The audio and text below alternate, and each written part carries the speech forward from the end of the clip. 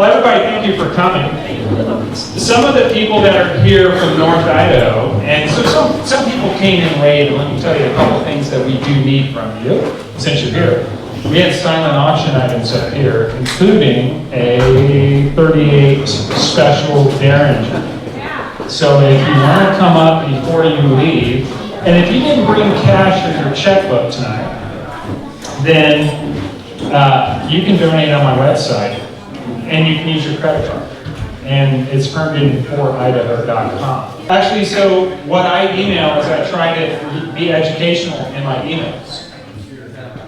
Some of my friends from North Idaho, who's here from North Idaho again, if you raise your hand. So this is pretty impressive.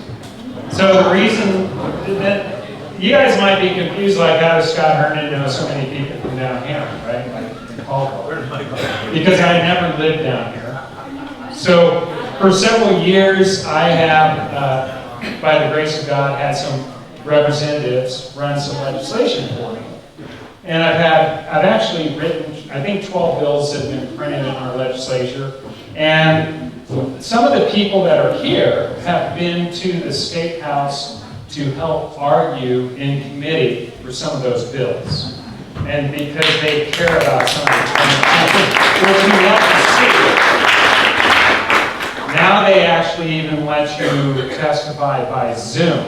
So there's actually almost no reason that you can't testify. You can go ahead and use the Chinese Communist Party service of Zoom. And I say that because most developers live in China, even though it's a U.S. company. And we don't want to rely on that for data security. So why would people in southern Idaho be interested in a Senate race for the very top of the state? District 1, which starts at Canada and works its way south to somewhere south of Sandpoint, and we don't actually know what the line's going to be yet. Except I know for a fact there's not a map that exists where I'm not in District 1.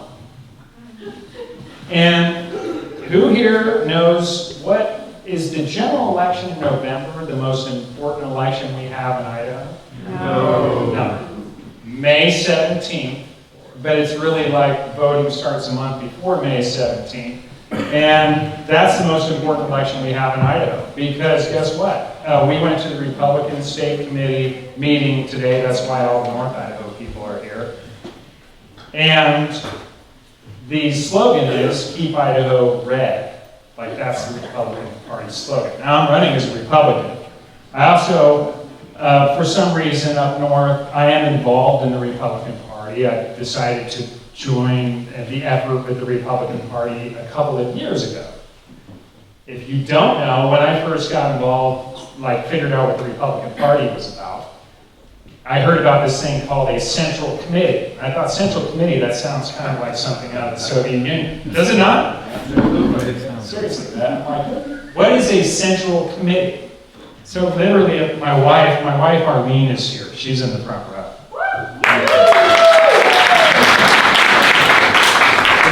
My wife and I have been together. Okay, I'm gonna tell you a little bit of history. We met in San Francisco, California.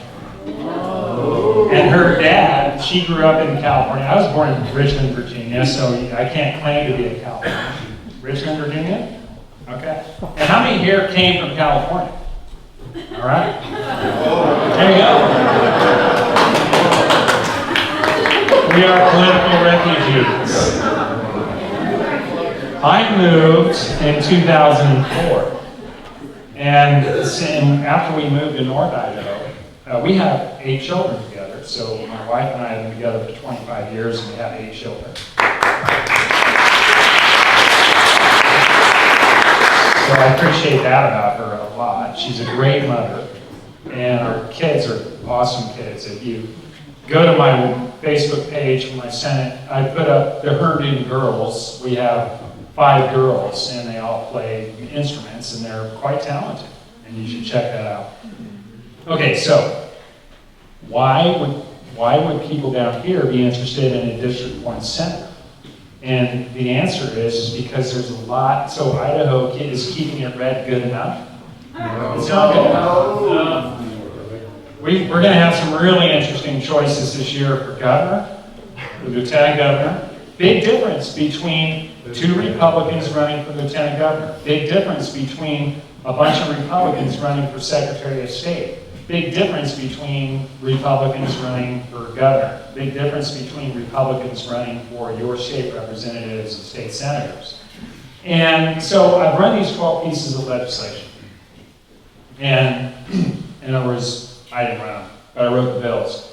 And some of my representatives ran those for me.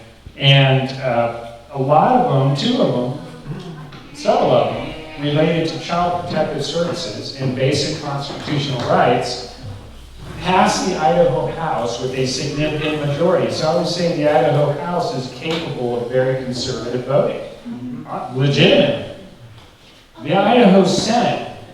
Who here is familiar with the Idaho Senate? Raise your hand. Yes. Is it good enough to keep Idaho red in the Idaho Senate? No. Absolutely not. It's a disgrace. Okay, so you want to know my opinion? I'm running for Senate for District 1. And what is my opinion about our Republican governor, Brad Little?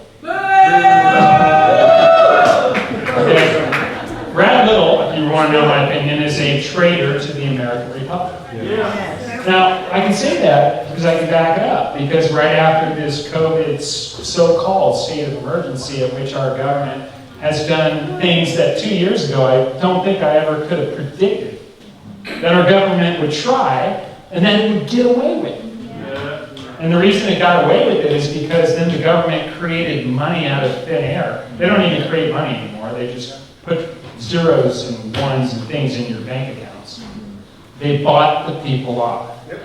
And when you give people bread and circuses, then they're not desperate and wanting to change their government. That's what happened. Do we have enough people in Idaho that want to change our government is the question.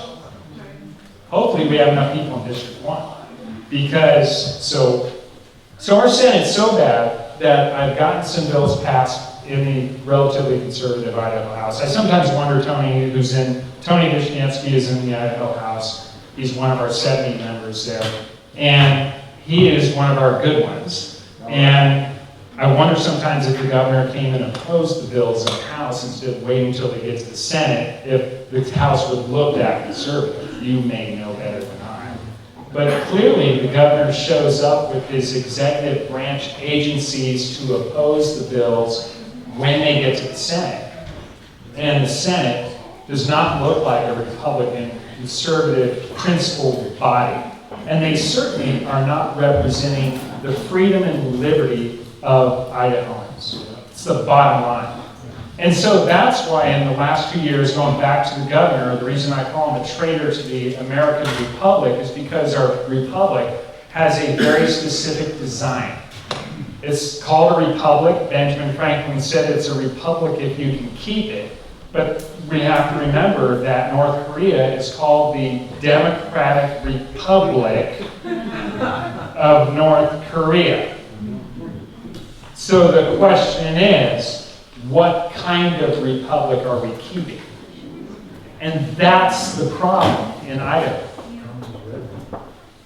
Gavin Newsom, Kate Brown, and Jay Inslee are the governors in the West Coast occupied zone. Brad Little is Gavin Newsom light, or Jay Inslee light. So one of the first things he did after COVID, the manufactured emergency of the Chinese Communist Party and the American government and whoever else is responsible, is he basically did two things that are completely unconstitutional and anti-Republican. He said it was a crime for you to go to church by executive order. Is that even possible? It's not even possible. But he did it anyway. He changed the election laws. Election laws are set in Idaho statute. Who makes law?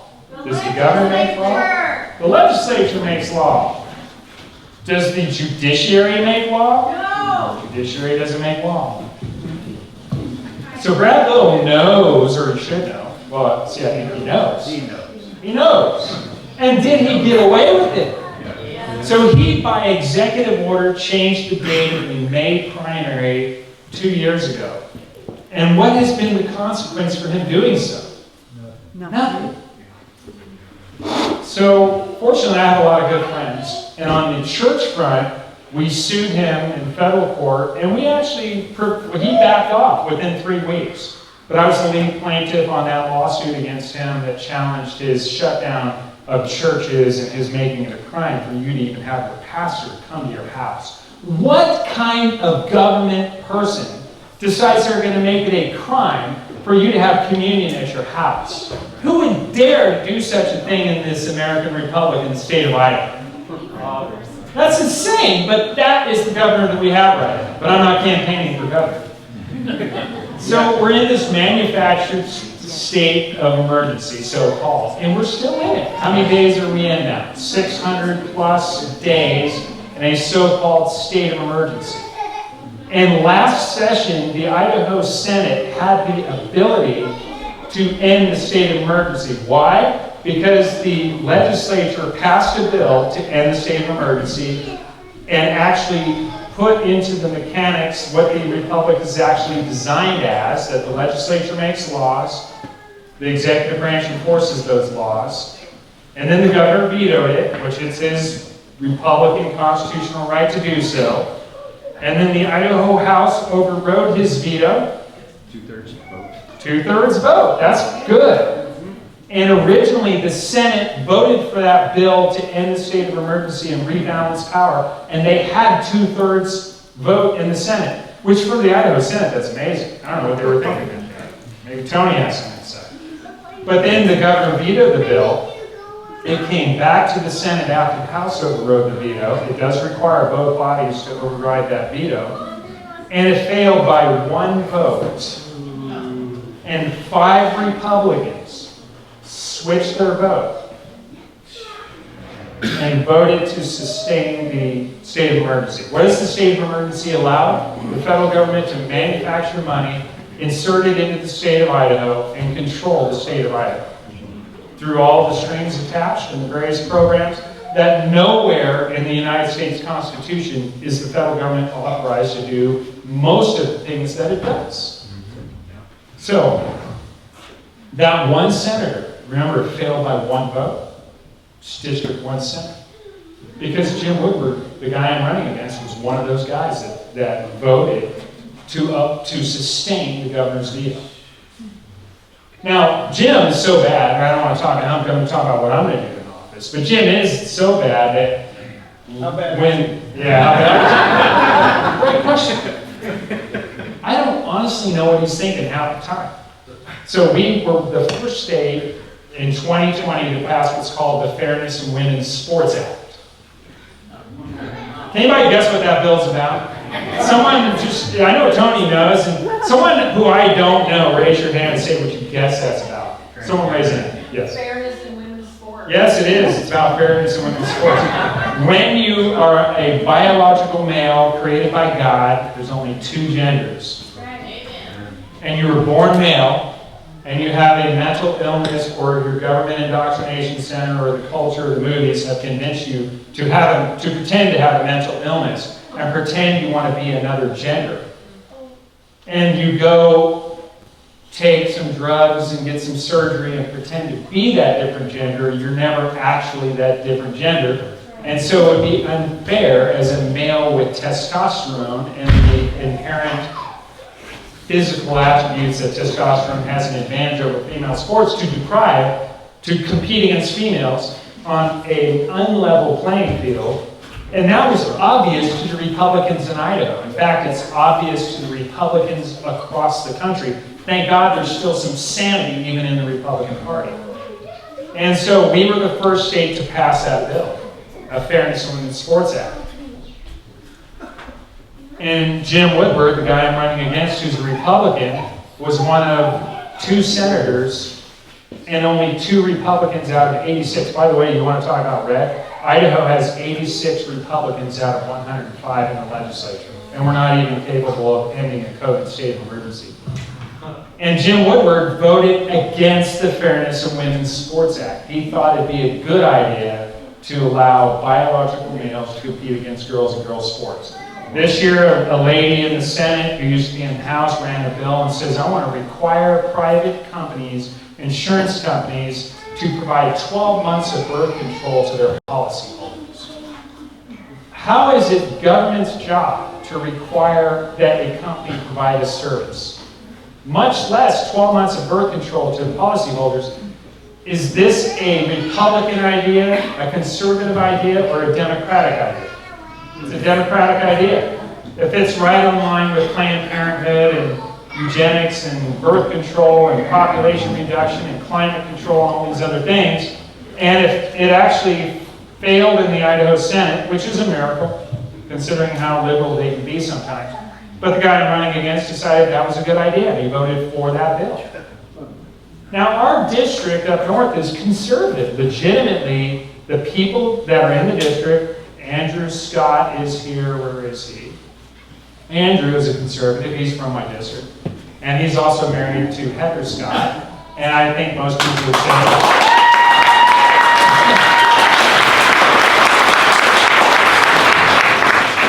so the question is, how did you have a person like Heather Scott, and I won't mention our other representative because it's not necessarily super popular in our district right now. But Sage Dixon, historically, has been relatively conservative.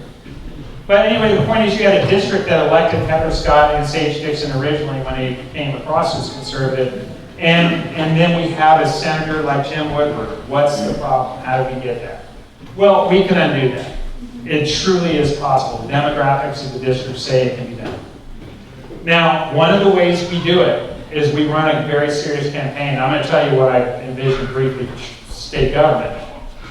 But one of the ways we do it is we run a very serious campaign, which means we raise a serious amount of money. Jim Woodward right now has less money than I do in my campaign. It unfortunately matters that we have the money. Jim Woodward, in an instant, I'm sure, could get plenty of money stacked into his bank account. Now, I think you can only spend so much money in a district like District 1 and sell bad ideas. Look, I mean, how many times can you promote bad ideology to conservatives before they figure it out? So it's not like money can overcome everything, but money makes a big difference, and we want to make sure that voters in our district know that May 17th is the date they got to show up to vote, or the month before for early voting and absentee voting. And they have to know the difference, that I'm not running against a moderate Republican rhino, I'm running against a Democrat in the Republican Party. Yes. It's the bottom line. I call them derps. You can, talk about rhinos, I call them derps. Democrats know they can't win in a lot of our races. So what they do is they run as Republicans, and then if they're Democrats, they switch party affiliation and they vote as Republicans because they know that May election is the one you have to win. In our district, if you win the May election, you will win the general election. It's pretty much impossible for a Democrat to win in November. So the election is May 17th. So far, my campaign has raised $53,000. That's for a state legislative race, that's a lot of money. But cash, we literally only have a couple thousand more than Jim right now. So we need to make sure that we get as much money into that campaign as possible, because we're getting busy here for the next 128 days. That's all that exists before the election. Now let's talk briefly about government, and then we're going to have Benji. So briefly about government. What should your government look like? What is the American Republic? The American Republic is a 7-boundary republic. Now I'm going to explain what I mean. And our problem in Idaho is that we don't understand what those boundaries are. So if we Americans, if we Idahoans are going to keep our republic, we have to know what it is that we're keeping. What is the American Republic? Tell me if you've ever heard this in your public school. Hopefully who here has been homeschooled? Okay, so you guys, when I talk through these things, tell me if you already knew this. And those who are in public school, tell me if you knew this. So the states created the federal government, not the other way around. And the federal government has certain powers, and they're limited, and they're listed in the U.S. Constitution. And if there's other powers that are not listed in the United States Constitution, the federal government does not have that power. Specifically, you want to talk about just one?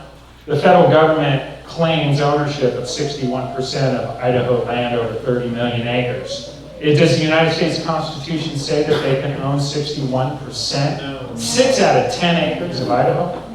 You want to talk about high housing prices and high land costs? When you artificially cut supply because the federal government claims control over it unconstitutionally, then what does that do when there's high demand? It raises the prices astronomically. If you got access to those lands, you don't have to use all of it for private building, but you could use, you could keep some of it as public land owned by the public in Idaho, not claimed by the federal government.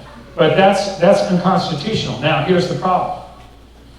Is the federal government, when they do things that are unconstitutional, like require you to get a shot to keep your job, that's unconstitutional. That's nowhere in the Constitution. If that violates one of their boundaries, the boundaries between federal power and state power, it's the same as if you're my neighbor and you want to hunt deer on my land. If I don't go enforce my own boundary and say, please get off my land, you're not going to do it. The federal government is not going to stop doing unconstitutional things until the state of Idaho understands limited federal power versus state power and enforces the boundary between the two. So remember, I started this talk saying there's 7 boundaries of the American Republic. Unless we understand those boundaries, we will not save the American Republic. So you have to elect representatives and senators that know the difference between state and federal power. As listed, there's 2 constitutions, the United States Constitution and the Idaho Constitution. And we have to understand who has authority over what and enforce it. It's got to be Idaho enforcing its boundary. Now, there are 3 branches of government at the state level and 3 branches of government at the federal level. The branches, the United States Supreme Court, let's start there, is not supreme over all the other branches. It's not even supreme over the states. It acts like it is. In Marbury versus Madison in 1803, or did I get the date right? Somewhere around there. So we're almost right at the starting date of the American Republic. They decided they're going to try to assume to themselves, through their opinion, that they have all power. But the founders did not envision it that way at all. So the United States Supreme Court only has jurisdiction over the cases that come before it, and their opinion only applies to the cases that are before it, and they do not run a police force or an army to enforce their opinions as if they're law. They rely on the states to be their opinion implementation centers. The states enforce the opinions as if they're law, and if the states would stop enforcing every opinion as if it's law, then we would have a proper border between the federal judiciary and the lawmaking authority, which is the legislature in the state of Idaho. So, remember that Fairness in Women's Sports Act? Remember that one? Remember we were the first state to pass it? Right now it's not being implemented in Idaho. Why not? Because the Ninth Circuit said it's unconstitutional. They said Idaho does not have the authority to keep boys out of girls' sports. And what insane world is that? Could that possibly be a reality that Idaho would just bow down and say, okay, court, we'll worship that opinion? Okay, but you're going to need a governor who understands that. You're going to need, so that's the executive branch balancing the judiciary. That's the state executive branch balancing the federal judiciary. So, 7 boundaries in the American Republic. Federal and state power, 3 branches of government. Courts do not make laws.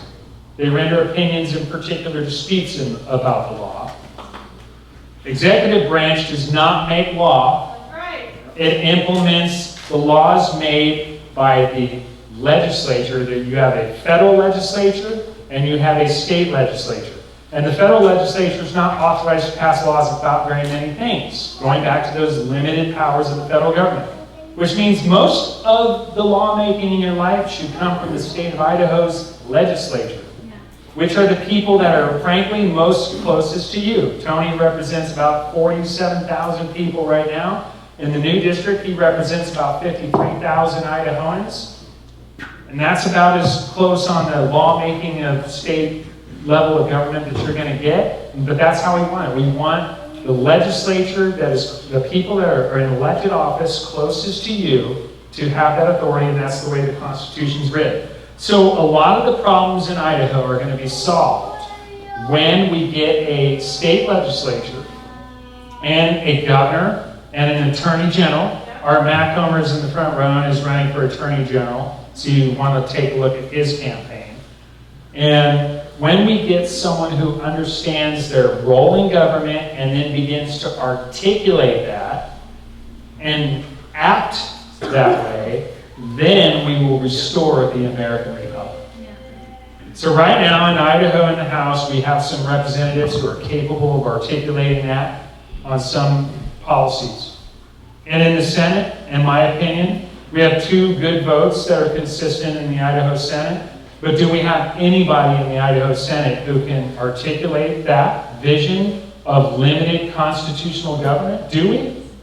I don't think we do. There's literally no one really there right now who really understands what government is supposed to look like and how it's supposed to work. So if we get me there, then I will begin to do that.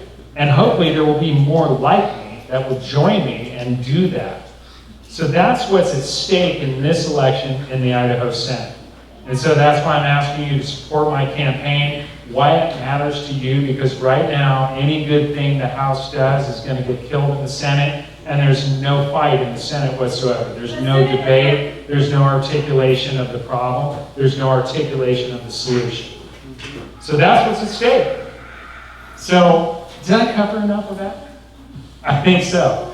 So anyway, that's why I'm asking you to support my campaign, even if you live in southern Idaho or even if you live in Kootenai County, support me financially. And I'll probably briefly talk after this, but I did want to give some time to Benji he's got a couple of songs he wanted to play for everybody. So one, okay, so we'll turn it over. Scott and Arlene, through something that is very near and dear to our heart, which is the abolition of abortion.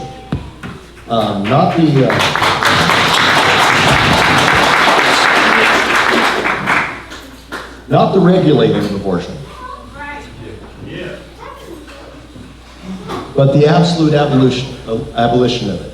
The absolute getting rid of child sacrifice, killing everything else. Now, I agree with everything that Scott just said. I was listening to make sure that I could say that. So, and I do agree with everything he just said. And I think those things are important, but I honestly believe that nothing is more important than protecting those who are the most innocent among us, which is those who are the unborn. And it's been played games with for so long. But what I find from that, and why I'm even here tonight, is that it's also indicative of a level of integrity, because it's not politically popular, okay, to really be against the abolition of abortion. I appreciate Tony here. I listened to a speech that he made there on one of the phony heartbeat bill things that went up, and I appreciate that, because there is a reality to, there's a thing that is politically expedient, and it sounds well, and it sounds great, and everything else to masses of people, but it's not real, and it doesn't really make change. And at some point, people need to stand up and just say evil is evil, and to quit calling evil good and good evil. And that is really the basis of it. So this is a song from a long time ago, and probably 30 years ago, and we might have even done it way back when on KBGN 1060 radio.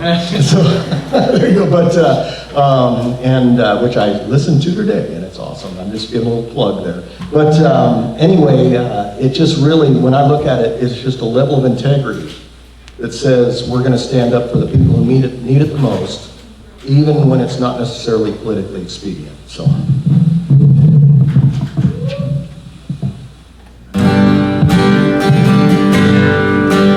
Well, the blood of children flows in the streets, longing for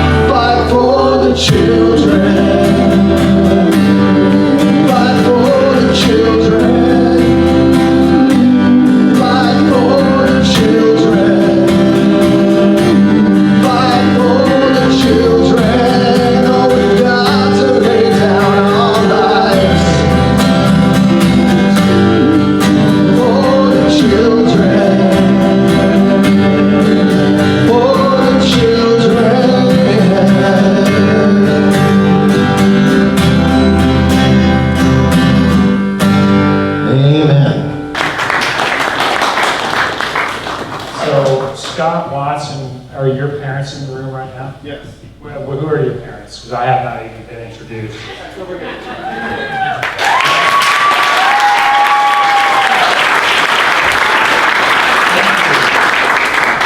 Thank you for sharing your home and facilities tonight. Scott wanted me to mention the way so Scott Watson and I have known each other several years, and of course those are Scott's parents. So I'm going to tell you a little bit about my history in Idaho, and I'll finish with that tonight. So interestingly enough, when I first moved to North Idaho, I had never been politically involved with anything in my life. I did vote. I rarely voted for the Republican candidate for president, which is one of the things Scott and I relate to pretty well. Like I didn't vote for George W. Bush, for example. Okay, here you go. Got a lot of support in that. Okay, so, but what I did when I first moved to North Idaho is I became a jail chaplain back in 2008. So at the Bonner County Jail, I used to go preach the gospel every Sunday with a good friend of mine for 5 years. Except I actually only lasted for 10 months originally. And why did I only last for 10 months? What happened was I got kicked out of the jail. Or there was a guy charged with first-degree homicide at the jail. And I had been ministering to him for 10 months. And the state, this is how weird I am. The state decided that they were going to send him down to the Idaho Secure Medical Facility because they wanted to basically, his wife was charged in the crime with him, and she was at the same jail, and inmates are able to communicate, and they wanted to turn her to get her to testify against him, but they had to get him out of the jail. So they used a section of Idaho code to do that by finding him, quote, dangerously mentally ill. Now, I had a problem with that because it was unjust and it was not true. And not only was he not dangerously mentally ill, but in order to send someone to the secure medical facility, which by the way doesn't exist, it actually is just the Idaho maximum security prison that we have down here near Boise. And Keith Brown, who ultimately pled guilty to I believe, a lesser charge, he was sent down here. So they accomplished their purpose, but they also violated several of the little numbered points in that section of Idaho code. So I decided to, in my opinion, and so I decided to write a letter to the judge saying both he wasn't mentally ill and that they, the prosecutor, had violated Idaho code. And in retaliation, the sheriff's office removed my jail privileges. Without telling me, I showed up to preach on a Sunday and they said, give me your badge, you're done. So, I did the right thing, led by the Holy Spirit. And it was interesting that I looked at Idaho code and I figured out I have this, I'm naturally mathematical, and Idaho code made sense to me. It's actually pretty easy to read. And I decided that I was interested in that kind of stuff. And about 6 months later, we got a new sheriff, Darrell Wheeler. And who, by the way, is one of the best, in fact, maybe the best sheriff in Idaho. But check out this story. This is an interesting story. I knew Darrell before he got elected. We briefly went to the same church together. And when he got elected, I asked him, hey, Darrell, can you review my jail removal and restore my privileges? It's a funny story. And Darrell said, and I actually, one day and this was, he got elected, I got kicked out in September, he gets elected in November, he takes office in January, and I contacted him before he took office. When he took office, one day I'm at home, and I just figured I followed the Holy Spirit, I spoke up for the inmate, consequences be what they may, and I was content that my jail ministry was over, and I decided to Google, because some part of it didn't seem right to me. I thought, how can they kick a guy out for doing the right thing? And so I Googled it.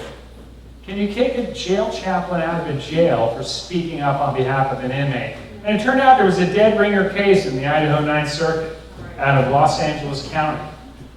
And I thought, wow, I'm going to share that with Darrell Wheeler.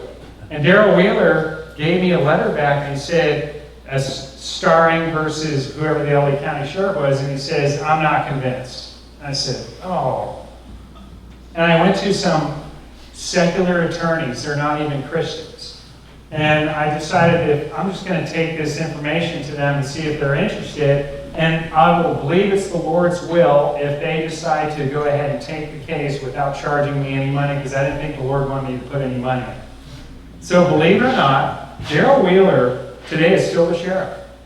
And he has given money to my campaign, a significant contribution. And he said at our last meeting, if Cornell remembers, that we absolutely have to get Scott Herndon into the Idaho Senate. But our relationship hit a little bit of a rough spot. What? 2 unanimous applause. 2 unanimous applause. But our relationship hit a little bit of a rough spot because we did file a federal lawsuit, Herndon versus Wheeler. This is kind of a funny story. So, at that point, you know, Daryl just got bad legal advice. You know how bad the legal advice can be in Bonner County. Cornell is one of our former county commissioners from Bonner County, so he knows. Scott Bauer, who later married the sheriff's daughter, and who we knew at the time. We get into this room, so it's my attorneys who said, yeah, we'll do it for free. This is a great case. And we get into the room, and I've got these non-believing attorneys, but they, of course, jail chaplains. Yes, this is great. And they get into the room, and Daryl's there, and some sheriff department people are there, and Scott Bauer's there, the guy who ends up marrying Daryl's daughter. And he is the only reasonable person in the room at that minute. He says, well, of course. What do you expect Scott to do? If he walks down the hallway at the jail and there's a guard beating an inmate unjustly, you expect him not to say anything about that? Anyway, they settled, and they paid $7,000 of my attorney fees, and I was readmitted to the jail. And we added an agreement in the chaplain's agreement that respected the First Amendment right of chaplains, that they remain Americans and Idahoans, and they do not give up their constitutional rights just because they're going to minister the gospel at the Bonner County Jail.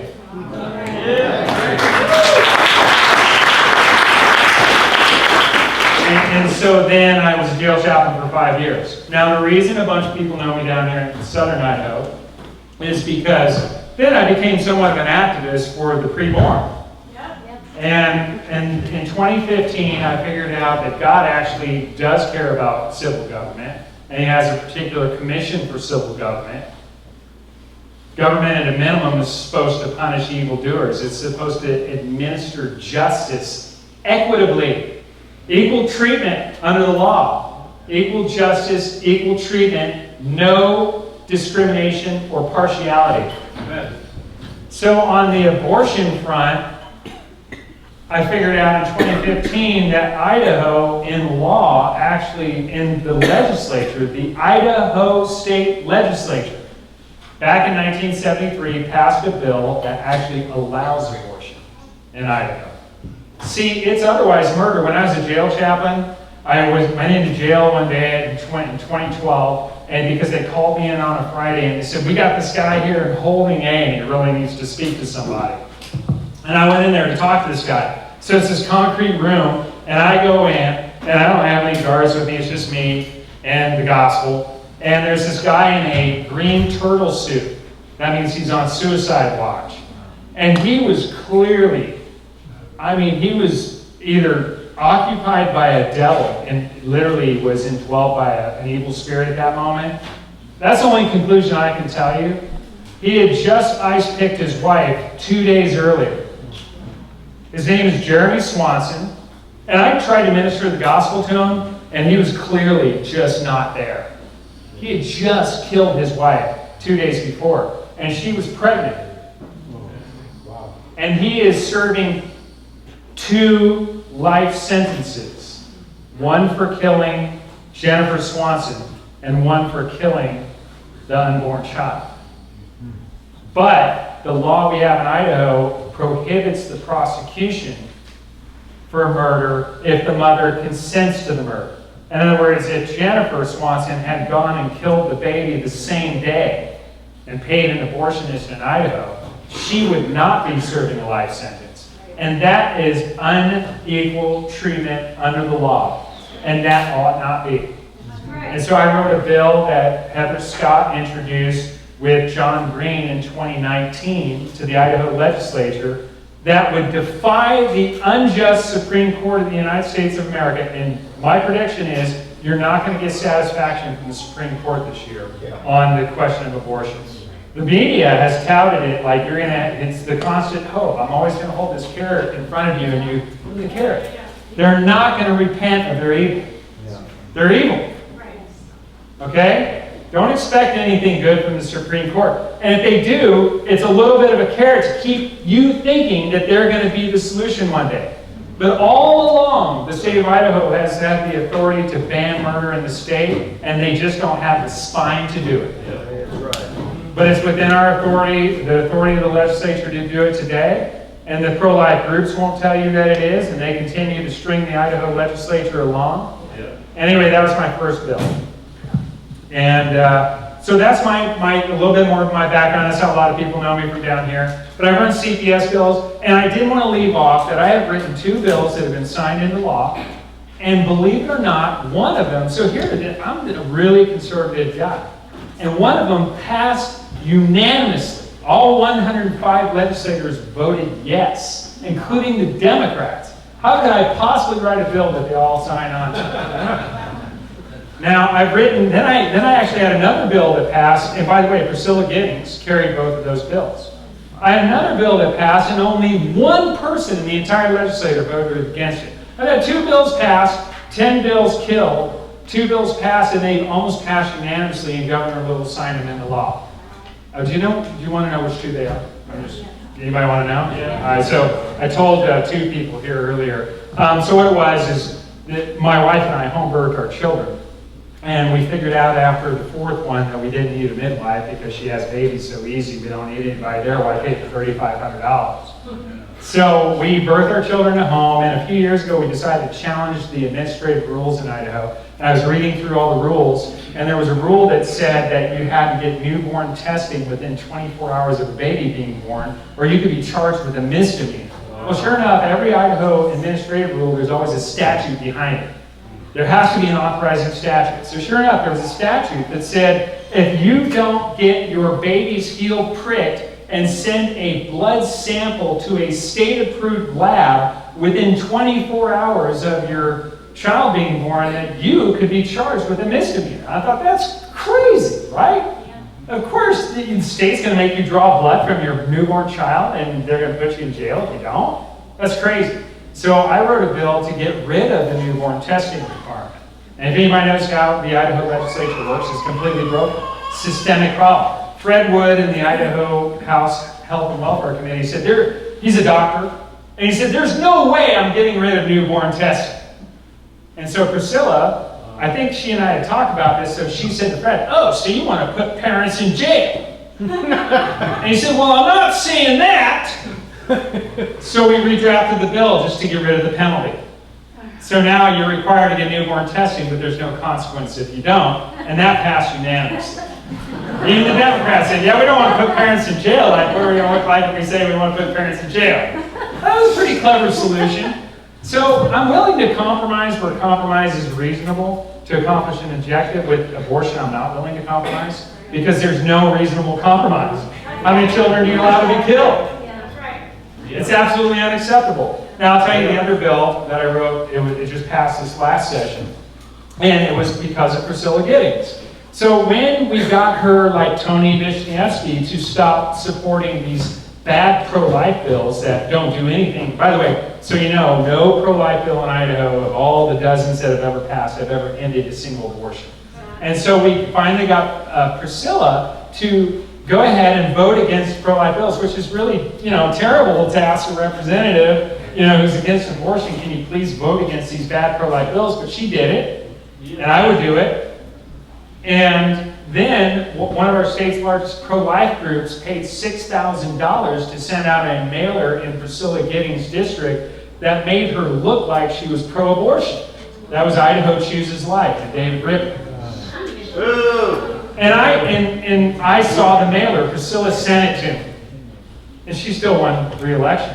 And I went and looked at David Ripley's Idaho Chooses Life campaign finance reports, and it showed that he paid like $2,500 to the UPS store and $3,000 to this place to print it, so you have the shipping and the printing. But so he spent $6,000. I could see it when the mailer went out, but it didn't say what he spent it for.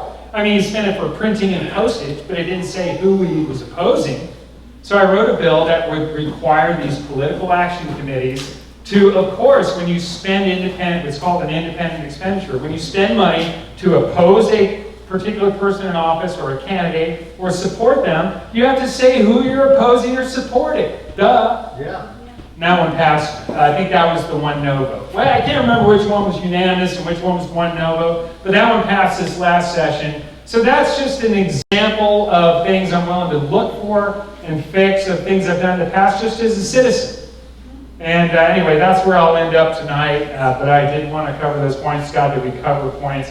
Now, so I want to keep you guys on schedule because I know some people here are going elsewhere, and I think we're pretty close to right on schedule, so that's pretty good. I do want to ask you again, if sometimes other people will come up and ask, but please consider a generous donation in addition to maybe the silent auction items, or make a bid on these, or come back to my website and make a generous donation. I want to beat Woodward in the money race. My consultants actually tell me, just based on money alone, if I raise more money than them, they win 90% of their races. But ideologically, we should win this in North Idaho. I shouldn't have to have more money, but I'm not leaving that undone. Okay, so consider a generous donation to the campaign. If you're not able to tonight, go back to my website and make one later. Feel free to contact me and ask me any questions. And I really appreciate you guys coming out tonight. I really appreciate the Watsons for sponsoring and putting this on. I really thank all of you for coming out and supporting me in this. And just thank you so much. And for those who came, who want to talk about the Republican Party, what I want to do is let everybody leave who doesn't want to hear about the Republican Party. And for those who came who particularly want to hear a few things about the Idaho Republican Party and how to change the Republican Party, I plan to talk a little bit about this as soon as the rest of you feel free if you don't want to stay for that portion. But I'm going to cover that for some of the others who came here. And let's say we'll break for 5 minutes, and I'll spend a little bit of time talking about how to change the Idaho Republican Party for the better and how easy it is to do. Okay, will you take one question from me? Yes. What are you going to do about the Supreme Court allowing homosexual marriage? Oh, okay. And Idaho recognizing it. Okay, so the Idaho Constitution says that marriage is between one man and one woman. The Idaho Constitution is the supreme law in the state of Idaho, is it not, Art? On that subject. And does the United States Constitution say a single thing about marriage? And does the United States Constitution give any authority to the federal government to regulate marriage in the states, in your opinion? Okay, so this is an interesting question. Thanks, Scott. So in 2015, the United States Supreme Court issued a decision in Obergefell versus Hodges. It was issued in June of that year that said that homosexuals could get married. Does Idaho have to implement that? Do the county clerks have to issue marriage licenses to homosexuals? Unlike with abortion, did the Idaho State Legislature go and change the underlying Idaho Constitution and any Idaho statute related to marriage that said homosexuals can get married? No. And did you know that homosexuality, committing a homosexual sexual act, is actually a crime against nature in Idaho code even today? So in other words, the legislature has not abandoned their responsibility. They haven't done any evil in that like they did with abortion in 1973. It's important to understand, the legislature erred in abortion. They did not err so far, except they conformed the tax laws every year to the federal tax law, which one could argue. But how do you fix that problem? County clerks stopped issuing marriage licenses to homosexuals. But I actually wrote a bill related to marriage licensing. It's one of my bills that didn't get anywhere yet. Oh, yeah. And it actually eliminates marriage licensing. Yeah. And Brian Zollinger and Christy Zitto ran that bill, I think it was 2 years ago. We did not run it last year, but Ron Nate is interested in running it again. It's not one of those bills I lead with. It's just that, why did I write that bill? Well, because I'm a really weird guy, and I did this video a few years ago when Obergefell happened, about how the state, did you know the reason we have marriage licensing is until the late 1800s, the states did not license marriage. License is a grant of permission. And the reason the states began licensing marriage is to prevent interracial marriage. That's why it's called miscegenation laws.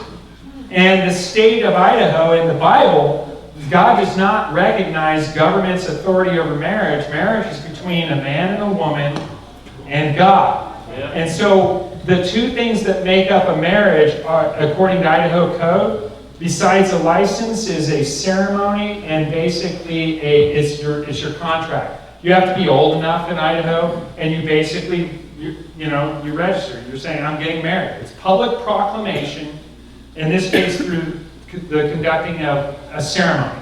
It's called solemnization. So my bill, all it did was get rid of what's called a license, and it replaced it with you will record your marriage at your county recorder. So that all those people argue, well, what about whether they get divorced? How do we know there was a marriage? Well, because we're going to keep the ceremony, and we're going to keep the recording of the marriage at the county recorder. But we're not going to call it a license anymore. You're not going to go to the state or your county first and get a license. And that's all the bill does. Revenues don't even change. But anyway, so, yes. How does that answer the issue if same-sex couples declare their marriage? Because now the clerks are no longer granting permission, and you are not legally married in Idaho code or the Constitution if you're homosexual. You could go record a piece of paper that says we're married, but the prosecutor could say, I'm going to start enforcing the crimes against nature law if he wanted to. In other words, there's nothing to change about Idaho code, so it doesn't necessarily fix the problem of homosexuals claiming to be married, but remember, boys claim to be girls, and girls claim to be boys, and people claim to have 25 different pronouns, but just because you say something does not make it true. All right. Does that answer your question? I hope to get that bill passed one day, because the reason I ran that besides Obergefell is because I had a couple up in Kootenai County who asked me several years ago. They wanted to get married, but they were Christians with a principle that said God did not grant the state to be the arbiter of who gets to be married, and they did not want a state marriage license. And they went to their pastor and they said, will you marry us? And you're not going to believe it. Idaho code says if that pastor marries them without a license, he's guilty of a misdemeanor. He can be put in jail. That's what Idaho code says. Look at that guy laughing over there. And believe it or not, Benji, apparently Benji is a criminal over here on this. And Benji, okay, so believe it or not, it actually did chill. Their pastors knew that, and he said, I can't marry you. So they went to another pastor, and they said, I can't marry you. So they went to another pastor, I can't marry you. Arlene remembers this. So somehow, they got my name in 2018. And did you know I am a licensed minister? Because remember that guy who was in jail for first-degree homicide? He applied to the World Church or something and had sent to me my registered minister's credentials from the World Church. But apparently you paid $20 to some small office in Oakland, California, and now I'm a licensed minister. So they came to me and said, Scott, it's a misdemeanor to get married. Will you marry us? And I said, it's a misdemeanor? Absolutely, I'll marry you.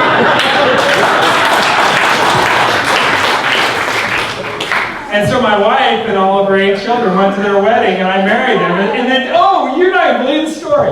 They had 200 people coming, and it was 2 weeks from the date, and they didn't have a minister. And the date was already set in the facility. The 200 people were coming, and when they found me, I literally showed up at their wedding to marry them, and this thing was all planned, and they were really worried about who's going to do this.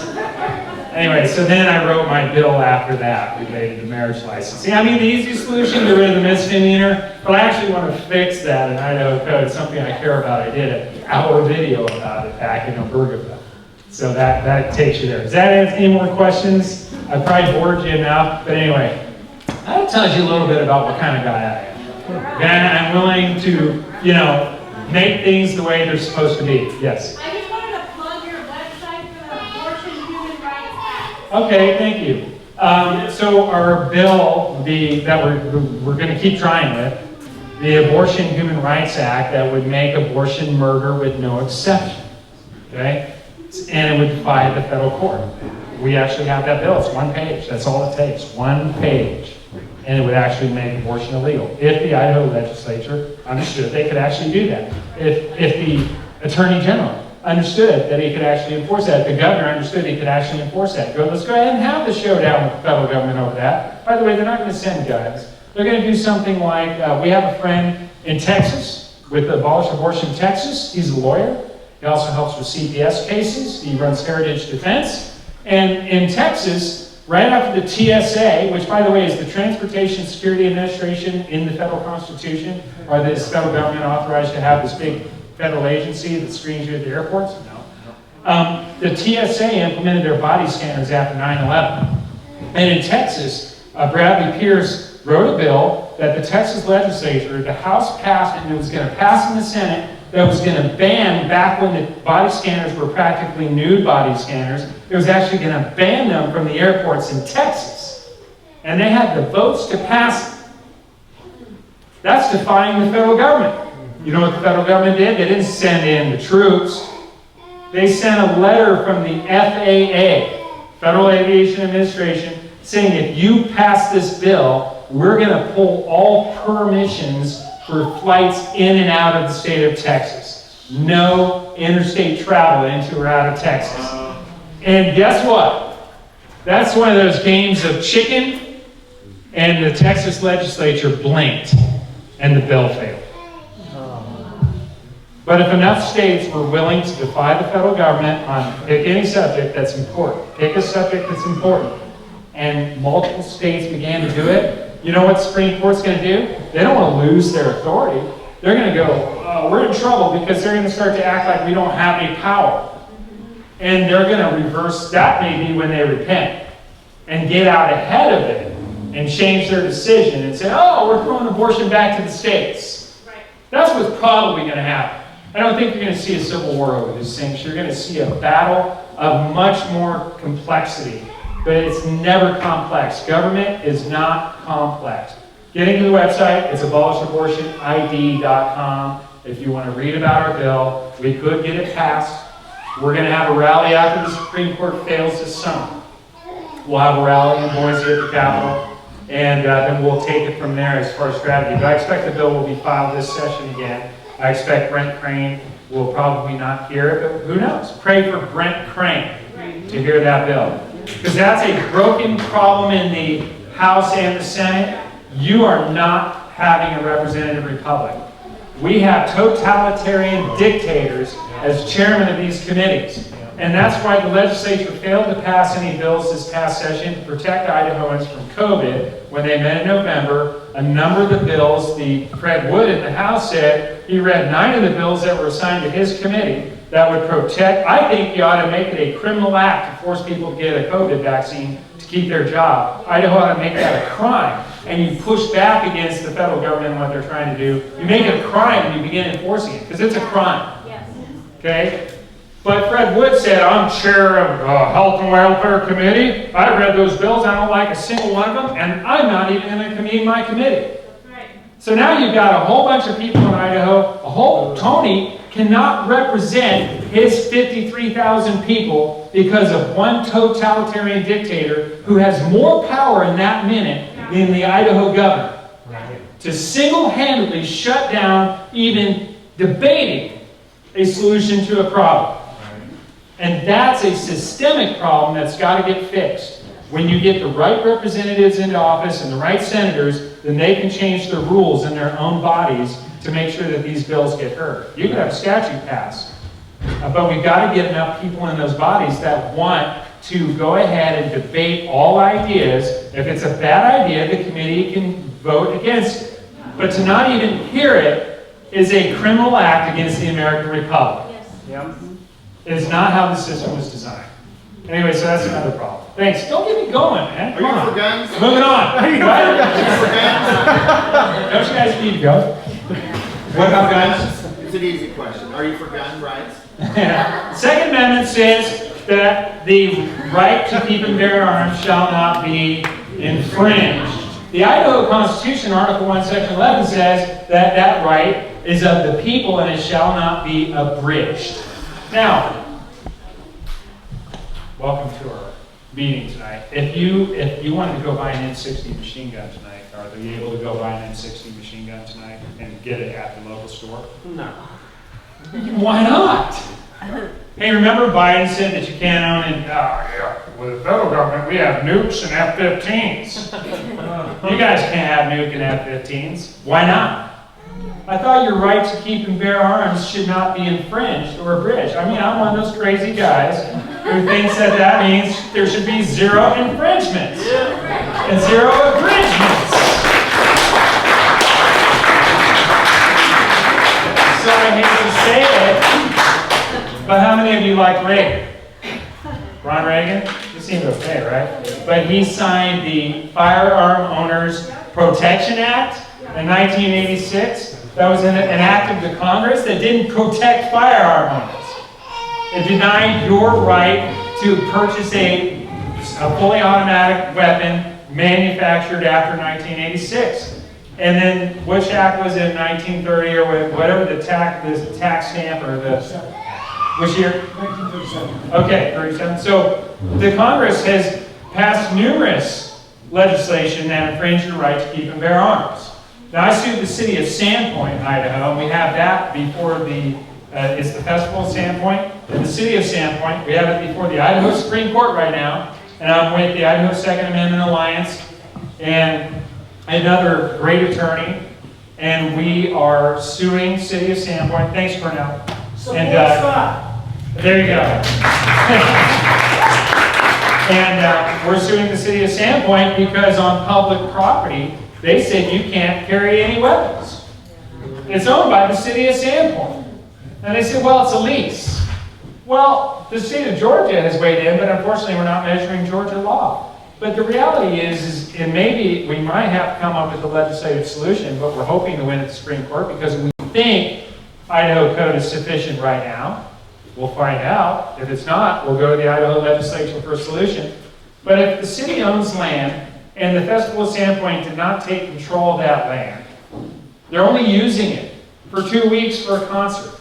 They don't get to modify and change it permanently. They're not getting an estate interest in the land. Then you ought to be able to carry your firearm. It's a concert. If you want to do a mass killing, a concert's a great place to do it. And when an emergency happens and your life is in danger and seconds matter, the police are only minutes away. You are the first responder. And remember, ultimately, the Second Amendment is not your right to protect yourself against criminals. It's your right and your need to protect yourself against a criminal government. Yep. All right? That's the bottom line of the Second Amendment. And our founders understood. That's how you balance tyrannical overreach. Hopefully, it'll never come to it, right? I think there's a lot of tools in our tool chest short of the cartridge box to fix what's wrong in our government, and one step is to elect a guy like me and others like me to our state legislature, people like Tony. Okay? Well, that's it, I think. So any other questions? Thank you again so much for coming. I hope I covered several things, and again, encourage you to support our campaign. AbolishAbortionID.com is that website. HerndonForIdaho.com is my website. And thank you again. Appreciate it very much. And if you want to stay, we'll talk about the